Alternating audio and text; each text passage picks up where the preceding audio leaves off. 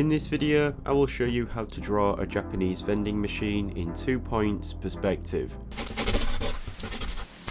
How's it going everyone? I hope you're all doing good. I'm back again today with another drawing tutorial for you. And so to begin drawing in perspective, we firstly need to establish the position of the horizon line. Here this will be across the centre of the page. The next step is to position two vanishing points, seeing as we are drawing in 2 points perspective. In this example, both vanishing points are off the page, but the left one won't be as far away as the right one. Here I start by drawing a vertical line for the edge of a rectangular box that I'm going to draw for the vending machine, and from the bottom of this line I take another line back to that left vanishing point, which again, as I said, is off the page, but with this one it wasn't too far away, so I could still extend my ruler to that point on the horizon line.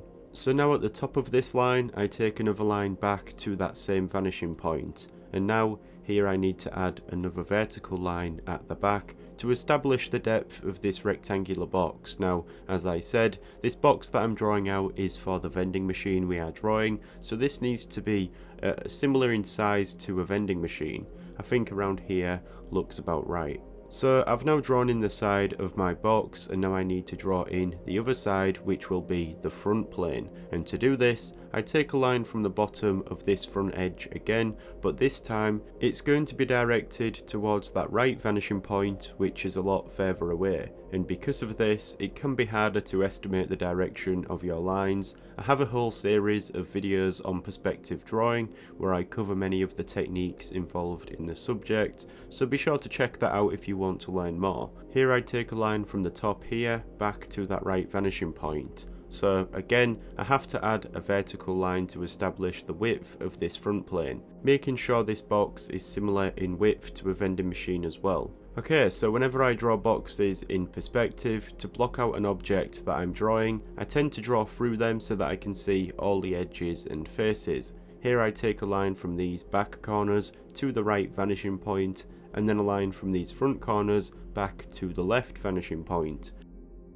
Where these lines cross will be where I can draw in a vertical line for that edge at the back. Okay, so now we have blocked out the vending machine, and this is all we really have to do in terms of blocking out the object in perspective. It's one simple rectangular box, and now the next step here is to outline all of the detail on top of this. So now's a good time to use some reference images if you haven't been using them already. I had to look online to see how these vending machines usually appear. I also saw many of them when I had visited Tokyo, and that trip is what inspired me to create a lot of these Japanese themed drawings. Anyways, here I'm going to start drawing some different sized rectangles on this front face here, positioning various features which I'll then develop later. This will be the outline for the window of the vending machine, and again I still have to make sure the lines of these rectangles that I'm drawing continue to converge to the vanishing points, and seeing as I'm mostly drawing them on this front plane here, they will be converging to that right vanishing point.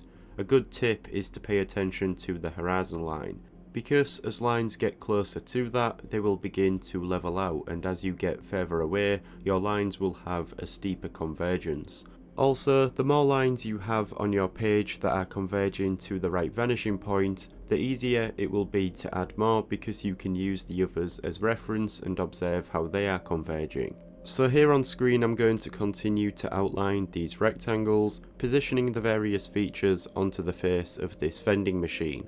I also add a line around the base of the box here, as well as a rectangle on the side.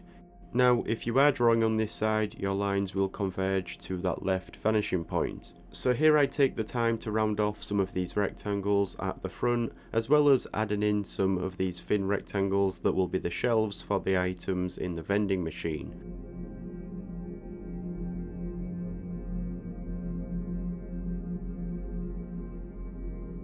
So now at this point I've positioned everything and I'm ready to start outlining this in detail. So I'll put this into a time lapse and you can see how I do this. Remember, even with the smaller details, you still need to consider the direction of your lines, making sure they converge to the correct vanishing points.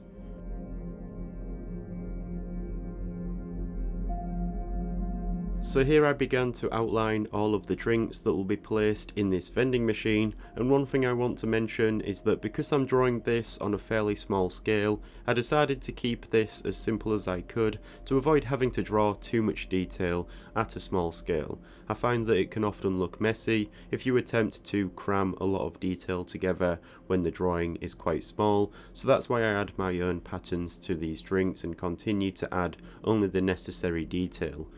Here on top of this shelf there are some taller bottles, and below here there are some smaller cans. Here I continue to add some detail to the drinks that I have just drawn, as well as adding some detail to the image on the vending machine that is placed below here. I'll also add some detail to that poster attached to the side. I almost forgot about that. Okay, so now we have finished drawing out this vending machine, and you can render the drawing as you wish. I'm going to render this in pencil, and so I'll place this into a time lapse and you can see how I render the drawing. I'll let this play out until the end.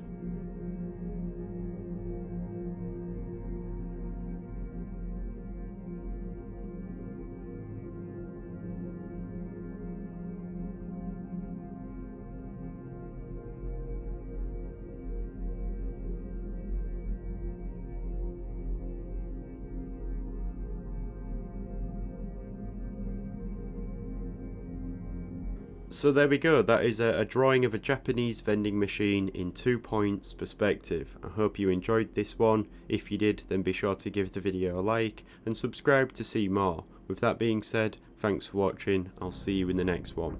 If you enjoyed the content I create, then do consider becoming a patron on Patreon. You will gain access to exclusive tutorials, study documents, process papers, real-time drawing footage and more. Plus you will also be supporting me in a more personal way. Other than that, thank you for watching this video and I'll see you soon.